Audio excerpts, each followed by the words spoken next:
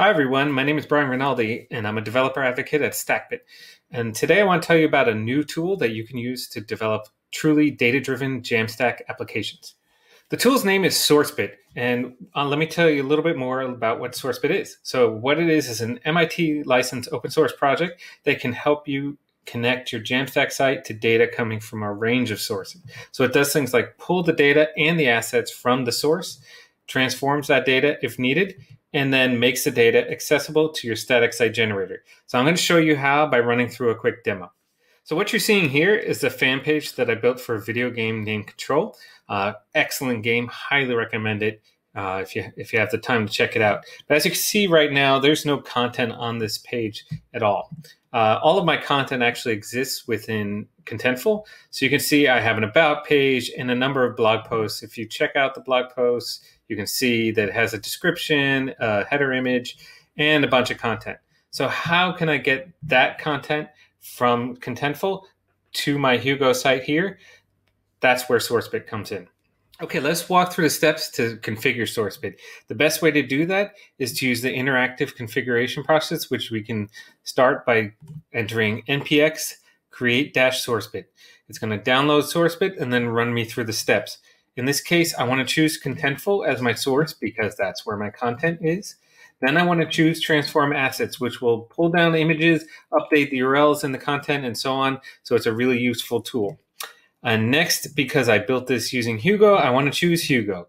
It's going to go through installing the plugins, and then we're going to step through the process of configuration. So first I need a Contentful personal access token, which you can get at your Contentful settings if you're using Contentful. My space is the control fan page for this site. The location for my downloaded assets is going to be, since this is Hugo, it's going to be static/images. And then the actual URL for that is just going to be /images. And then each of these are going to be pages. So I'm going to choose page types for both. Now, we're going to start by configuring the about page. This is a single page. It's not a group of pages. The file path is going to come from one of the page fields, which I'm just going to use the title. So it's going to be about.md. The template is going to be something I specify, which I've set it up as just page. I don't need a date field on the front matter because it's actually provided in the CMS. And then tell it where it can get the content. And then we're going to do the same thing for blog posts. The difference being blog posts are collection. So I'm going to specify that they're going to go in content/posts. And then the title is what we're going to use to get the name of the file. We're going to set the layout as post. And then we're going to say no to the date field again here. And the body is where we're going to get the content body. So what it's done is it's generated the configuration file. So let's take a quick look at that. Okay, so at this point, what Sourcebit has done is actually, now that I've finished the configuration process, it's generated a configuration file. I don't want to spend too much time on this because the point of that process is to avoid having to write any configuration. But it is here in case you want to edit it, and you can fully customize it. And the best part is it's all written in JavaScript, so you can do all kinds of powerful things just by editing this file. You can see right here, this is the part with the target Hugo, and it tells there's details on where it goes and how it's going to slugify different portions of the file name and so on. All of that is here. I can add functions. I can do whatever I want, to customize this process if I need to. But the point of that configuration process, again, is I don't need to. So let's just look at how we use this without actually doing any code here. Okay, so I'm back at my empty page right now. As you can see, there's still no content because I haven't actually run Sourcebit yet. But before I do that, I want to show you so you see there's no tricks going on here. There is no content here other than the index page, which has nothing on it, no posts. If we go back to assets, sorry, not assets.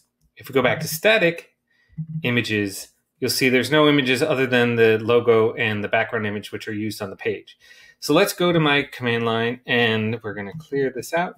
And then we're going to run Sourcebit fetch. In this case, because I don't have my local node modules on my path, I need to run it a little bit of a different way.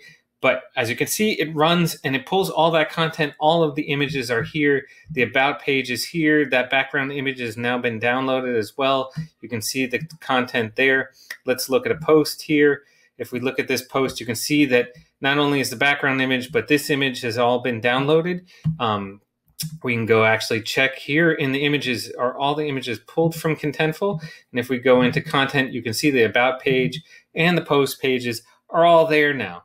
And that was simply by running Sourcebit fetch. So now anytime I make a change in Contentful, I can just run Sourcebit fetch, or I can build that into my build process, and all of that content will be there. All of my changes will appear on my site, and I can even run that while I'm developing and see my changes happening. So hopefully you'll give Sourcebit a try. Let me show you some resources and links to if you want to go further. So before we finish, I just want to go through some resources that can help you if you want to go further with Sourcebit, or you want to learn more about how you can use Sourcebit in your projects. The first is the Sourcebit GitHub repository. You don't actually need to go there to download the code, but it does have documentation about how to use Sourcebit, as well as documentation about how to create plugins. I wrote a tutorial about a month ago called Data-Driven Jamstack with Sourcebit. You can find that on the StackBit blog. It runs through a lot of what I've covered here, but it runs through additional details that I haven't covered here. Plus, it's written so you can work on it on your own time. Build Your First Sourcebit Plugin is going to walk you through creating a plugin. As I mentioned earlier, Sourcebit is fully extensible, so you can write source plugins for any source that you want. If we don't have a source in there that suits your needs, you can write plugins to transform the data, and you can write plugins for the static site generator side if we don't have a plugin that exists for a static site generator that's your favorite. So I hope that you'll give Sourcebit a try, and I really hope that eventually you might consider contributing to the community of plugins and so on. If you have any questions about any of this, please feel free to reach out to me at RemoteSynth on Twitter, and I'm happy to answer them. Thanks.